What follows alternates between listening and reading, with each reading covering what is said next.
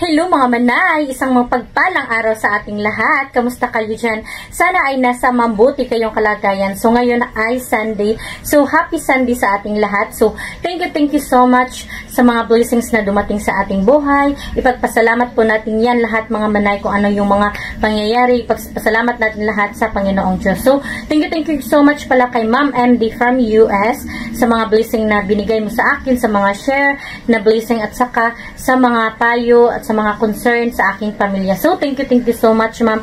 More blessings to come at ingat ka po palagi dyan. Ingat ka po palagi, ma'am, sa mga lakad mo at sa work mo at good health palagi. So, thank you so much, ma'am MD from US. So, ito pala yung bigay niya sa akin, yung mga manay, wedding gift anniversary niya sa amin. Ito, ref. So, napaka, nito mga manay para sa akin. Sobrang mahal na ito para sa akin. So, super thankful and grateful ako kasi andyan si Ma'am MD from US na tumutulong sa aking mga problema dito sa bahay. So, thank you so much, ma'am. So, ito palang damit ko na sinuot. Galing pala pa ako sa pagsamba. So, ito ay binigay ito ni Ma'am from US. Kasi dalawa kasi yan sila. Ito ay, pero si Ma'am from US ay busy siguro, kaya hindi pa kami nagko-contact ngayon.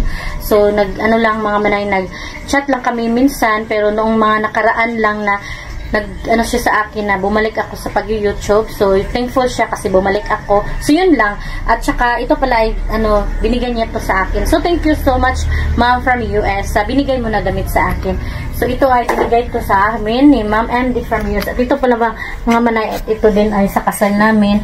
At ito ay binigay din itong rice cooker. So, ang laman nito ay ando na sa loob ng bahay. So, rice cooker. At yung, may nagtanong din sa akin kung saan na daw yung dati kong ref. So, ito lang pala mga manay. Ayan.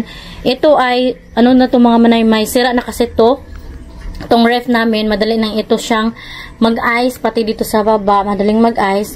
So, malaki kumakain ng, kuryente. So, kailangan din so, ayan, pinalitan ni Ma'am MD from US kasi itong dating ref namin mga manay, ino-off lang namin mga manay. So, yun din ang rason kung bakit lumaki din yung kuryente natin. So, kailangan hindi mag-on and off kasi yan din ang rason na lumalaki yung kuryente. So, ito ay sira na talaga to kasi kahit hindi namin ini-off ay malaki pa din yung kuryente namin kasi super lakas kumain na ng kuryente kasi na to mga manay, na kasi namin gipaayo na ba, pinaayos na. Pagpaayos, sobrang lumaki na. So, may disadvantage na, kaya hindi na namin to gamitin kasi nga may sira-sira na din siya. So, marami ng mga marami ng mga nagpiktuhan na din yung kuryente namin kaya tumataas. So yan, mga manay, ito pala yung laman ng ref namin. Wala pang laman na yan, tubig lang. Yan ay pagkain ng isda ng aking mister. So dyan nilagay. So tubig lang. Ice mga manay. Maganda to siya mga manay kasi mag-ice talaga ba. Ayan kanina ko ba to nilagay pero malakas na siyang mag-ice. Ayan, nag-i-imbak ako ng ice kasi mahilig kami mag-ice mga manay. Ayan, madami ng ice na nilagay ko. Diba maganda siya. Ayan, wala pang laman mga manay. So, mamaya siguro magbili ako ng, worth of 1,000 siguro mga manay. Budget lang na yan. Wala pang laman. Ito binigay sa aking sister-in-law na galing sa Bohol. Ayan, pang mga laman mga manay. Wala pa talagang laman ito. So, lagyan natin. So, budget din yung ko mga manay pag merkado. Kasi nga, budget talaga tayo. Kailangan mag-budget lalo na bukas ay pasukan na first day school ng aking mga anak. So, kailangan talagang magtipid-tipid tayo. So, ito mga manay yung mga yun. Ito ay tambutso ni Mister. Ayan. At ito ay gas. So, yan. Oil pala to mga manay sa change oil ng aking mister sa motor. So, yun. Pasok na tayo sa loob. Magbihis na ako mga manay kasi magbili na ako ng stock bar sa ref kasi bukas ay na school na. So, tipid-tipid talaga kasi mayroon ng allowance. Pagbigay tayo ng allowance sa aking mga anak. At saka, thank you so much Ma'am MD from US kasi andyan ka na tumutulong sa akin dito sa bahay. So, punta na ako doon sa merkado mga manay kasi magbili din ako ng ulam namin sa lunch at si Mr. hindi pa din naka-uwi mga manay. So, ako mamaya magtanong ako sa kanya kung bakit hindi siya naka-uwi o sa kanyang katrabaho. Magtanong din ako kasi hindi pa siya nag-reach out kagabi hanggang ngayon. So, tanungin ko kung anong rason kung bakit hindi siya naka-uwi. So, hello mga manay. Punta na ako doon sa merkado. Ay, sa meat shop na lang ako mga manay kasi kompleto doon. plano ko ay magsabaw tayo ng kain ni mga manay. So yan, mag-drive muna ako ng motor. Hindi ko na maipakita sa inyo yung view. Ayan yung motor ko at ayan yung aso ko nagbabantay. Ito yung motor ng aking sister-in-law mga manay. Hindi binayban ng aking mister kasi nakihits lang daw siya sa kanyang kasama sa trabaho kasi may sasakyan yun. So yun, nag-hits lang siya. So drive muna ako mga manay. Doon na lang ako sa meat shop kasi kompleto doon at para pang ulam din bukas ng umaga kasi nga pasukan na. Super dami nabili dito mga manay. So doon lang ako sa meat shop kasi malapit lang din doon mga manay. Hindi masyadong busy ba. Doon na lang ako tapos bukas mga manay sa Gulayan. Ngayon ay doon muna ako sa meat shop. Super kasi dito super dami nagbili ba. Mas gusto ko kasi doon sa meat shop. Dito pala ako ngayon sa palengke mga manay. Ayan so balik tayo doon sa meat shop mga manay kasi super traffic ba, maraming bumibili. Balik tayo doon sa motor yung kinakagunan may bata na nagtatato ng motor mga manay.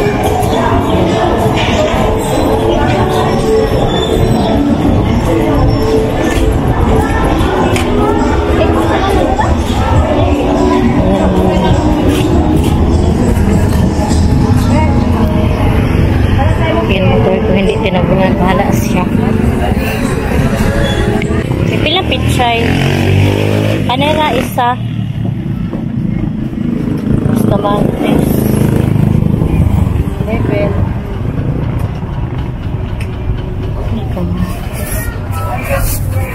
wow, makain mo din ang slime cornstarch. Mana yung talong ay nga lang kana.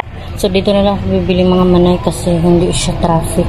Doon kasi super traffic. Ay wala lang siguro. Kasi ako mga manay. Plano ko mag-tortang talong.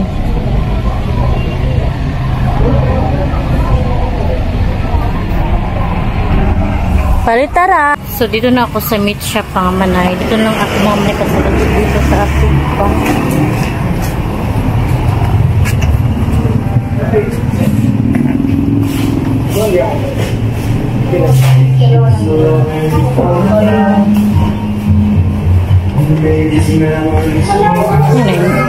Maka-copyright tayo mga manay. So i-off ko na lang muna to.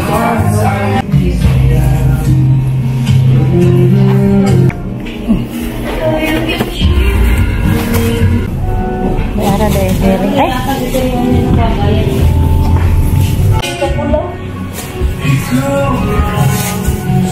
so hello mga manay, dito na ako sa kusina.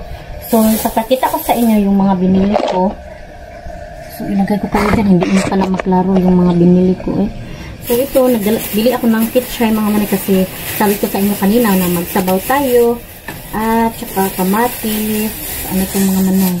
Hindi na ako nagbili ng iba-iba pang mga lamas kasi ayan pa mayroon pa akong bumbay, luya. Ayan, dito ko nilalagay yung mga lamas ko mga manay. So bumili ako ng mga pang umaga ba. So itong silupin ay ilagay ko dito.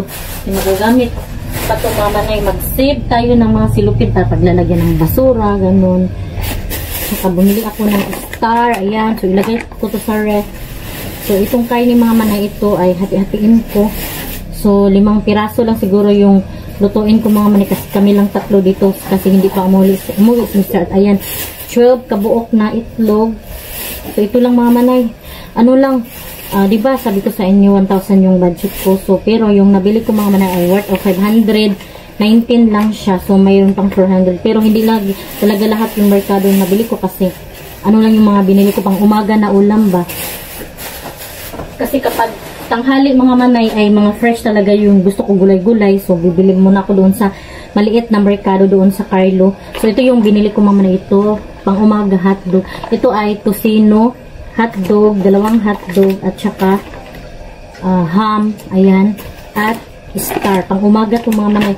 So ito ay ilalagay ko sa bagong ref natin para mayroon na talagang malagay. Ayan, magtuyok na naman tayo. Ayan, so ilagay ko kayo dyan. may paglalagyan na tayo sa binili nating bagong ref. Ayan. So, maglagay na tayo dito kasi walang laman yung ref natin ba. So, dito ko lang siguro sa baba mga manay para pag magluto tayo ay hindi siya frozen. Hindi na tayo mag-defrost. Sa dito ko na lang po lang. Hindi naman siguro ito masisira mga manay, no? Ayan. Hindi kasi ito masyadong dito. So, pero parang kailangan siya ng frozen talaga mga manay. Kasi baka mapanis kapag hindi siya frozen. So, dito siguro mga gulay lang yung ilagay natin. Diba? So, dito ko ilagay. Dito ay mga karne, isda. So, hindi ako nakabili ng karne isda mga manay. Kasi sabi ko, diba, na punong-puno talaga doon sa merkado. Kaya doon ako sa meat shop. So, dito ko sa kilid ilalagay ito.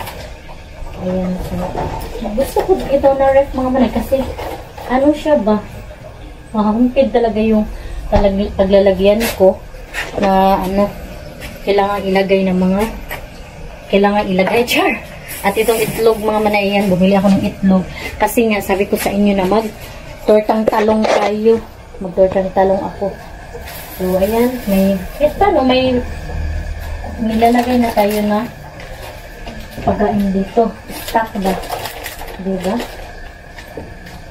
Tapos ayan, wala pang laman dito mga manay. Kasi walang gulay, gano'n. Lagay ko yung talong na binili ko mga manay kasi nga tayo bukas. Mag-tortang talong. Ayan na. So, may lagay 12 lang ito mga manay. Hindi talaga 1 dozen lang yung binili ko mga manay kasi nga budget meal tayo. Tapos bukas, bili ako ng mga gulay.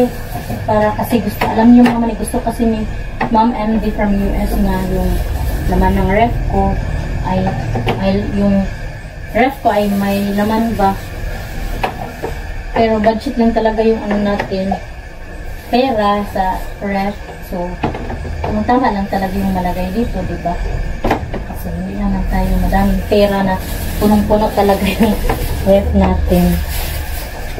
So yan, at least kahit paano may nalagay na talaga, hindi na sa zero balance yung ref natin.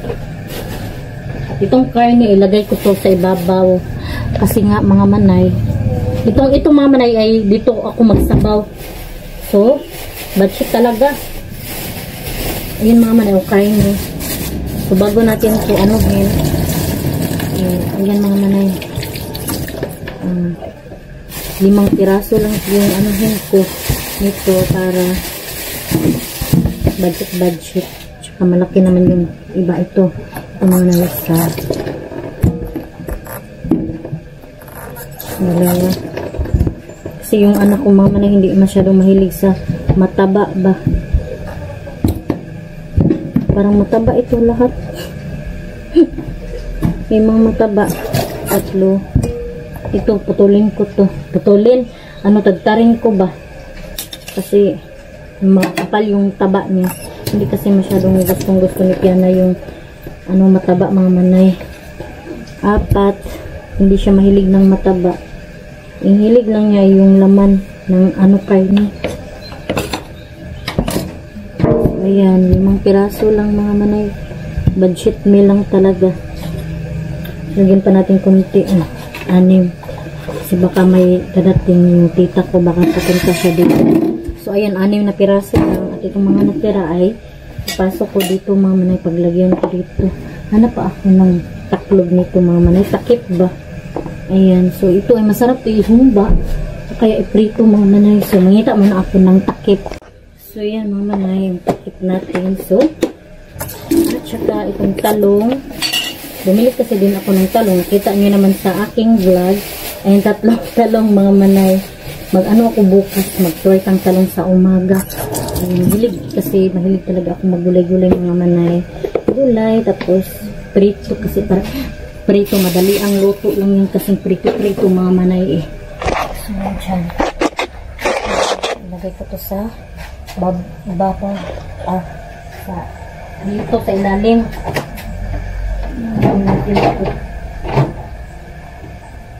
Ayan, dyan ang mga manay. O, diba? Ayan, may laman. Kailangan mapuno to para maganda tingnan ba, kasi si Ma'am MD talaga gusto niya na puno yung ref natin, pero paano i-budget yung pera natin, di ba? So yan, may laman na yung ref, eh, paano? Ayan mga kanay. Kahit paano may ano na laman. Ayan, pakita ko sa inyo ha. Yan, itlog. Yan, so ito pa yung may bakante pa talaga mga manay. So, yung talong bukas, ayan. Sige lang mga manay, pag makapera tayo ay punuin natin to. Ayan pa. So ito karne, yung binili ko kanina. So yun mga manay, magsabaw na tayo mga manay. Kasi ano ng oras ngayon, alas 12. So alam niyo mga manay, si Mr. pala mga manay ay hindi siya nakauwi na. Chinap ko na siya. Bakit hindi siya nakauwi? Kasi dapat kanina pa siya umaga nakauwi. So sabi niya mga manay ay nagsalo-salo daw sila bago daw sila uwi. So mga kasama daw ninyo mga kasama niya, mga kasamahan sa trabaho. So okay lang naman sa akin mga manay, understandable naman ako. Kasi bakit hindi tayo magsabot, diba? Kailangan mag-understand talaga tayo sa trabaho ng ating mister. Kasi diyan naman tayo kumukuha ng pangailangan natin dito sa bahay. Siya naman yung naghahanap buhay para sa atin. So, bilang isang asawa, mag-understand tayo. Kasi, parang may motor na lumating mga manay. Parang si mister na yan. So, yun, sabi niya, nagsalo-salo pa daw sila. Eh, yun, understand ko naman. So, magsabaw tayo mga manay. Kasi wala na kami nagsabaw-sabaw eh. So, magsabaw pa tayo na mga lamas. Ayan. May tumunog kasi na dyan motor, baka sinister na yan mga manay. Ayan, sabaw tayo, tsaka lagyan natin ng pichay. Masarap, gusto ko kasi magkain ng pichay mga manay. Gusto ko ng mga madahon-dahon.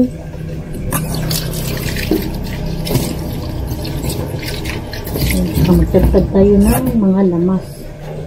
Dahil yan, nakasimple yung ulam natin, diba? Simpleng buhay lang. Ako mama na simple lang din kasi ako. Hindi ako maarte na tao, pero ganun talaga ako mga nanay. Bahala na mga nanay na wala sa akin. Ang importante ay mayroon sa ating pamilya, sa at makaprovide tayo ng mga pangangailangan sa ating pamilya, diba? So thankful ako kasi may mga taong tumutulong din sa akin. Lalo si Ma'am MD from US. So, thank you Ma'am sa pagtulong sa akin, lalo sa aking mga anak na magbibigay sa akin ng allowance sa mga aking mga anak, mga manay. Super thankful ako kasi andyan si Ma'am MD. Kasi super mahal ng mga bilihin ngayon. Si Ma'am MD talaga mga manay, nagre-rescue yan sa akin. Kung ano yung kulang sa aking anak. So mga manay, mamaya, bibili pa pala ako ng mga gamit ni Phyllis kasi may kulang pa ba. Kasi yung nag-send ng requirements yung teacher ni Phyllis. So, nahuli na siya bago ako bumili kasi nagbili-bili agad ako ng mga kailangan niya na hindi pa nag-send yung maestra, yung teacher. So, kailangan kong mga manay, bili pa ng kulang. So, 2 notebook lang naman yun. Yun lang pupuntahan ko doon sa Gaisano. 2 notebook. Green ata yun at saka blue kasi walang green na writing notebook. So, nakabili na ako ng pencil. So, kompleto na mga manay. Yun lang talaga. Tsaka, mayroon pa ding mga kailangan, mga floor wax, ganun. Pero, sabi ng teacher, mga manay, ay i-next na lang daw yun sa kulang. Hindi naman talaga requirements. Pero, kailangan natin bumili ng ganun kasi kailangan yun sa paaralan ni Phyllis. Yung mga floor wax, yung mga talaga, yung mga nasa loob ba, mga floor wax, ano pa yan, o yung mga health kit, yun kasi ang mga basic needs sa loob ng paaralan ni Phyllis, sa loob ng room ba, yun. Kasi yun ang sinend ng saka nilapit ko, transfer ko si Phyllis sa ibang room, mga man na hindi na doon sa kanyang classmate talaga kasi mga man na si Ate Jean, yung pinsan ng aking mister ang kanyang teacher, kasi kapag ibang teacher mga manay parang pinapabayaan lang ba kasi nga public school ko lang talaga pinaaral sa Phyllis mga manay kasi mas maging practical din tayo kasi kapag private mga manay, mahal kasi pag private, 2,000 yung buwan. So, super mahal. So, hindi tayo maka-afford yan. So, doon na lang tayo sa simple. Okay lang, ganun din lang naman mga manay ang learning, ganun lang. So, yan. Ay, nagtagtag na ako mga manay. So, anuhin lang natin, pabubukalin lang natin. So, yun ang ating lunch for today. So, thank you so much mga manay sa pagnood sa aking vlog. So, siguro dito ko na lang muna i-end ang aking vlog. Thank you so much mga nanood. Sa mga hindi pa pala nakasubscribe, please subscribe my YouTube channel and click the notification bell para updated din kayo sa aking next video. See you in my next vlog mga manay. Bye-bye and God bless. Ingat po kayo parati.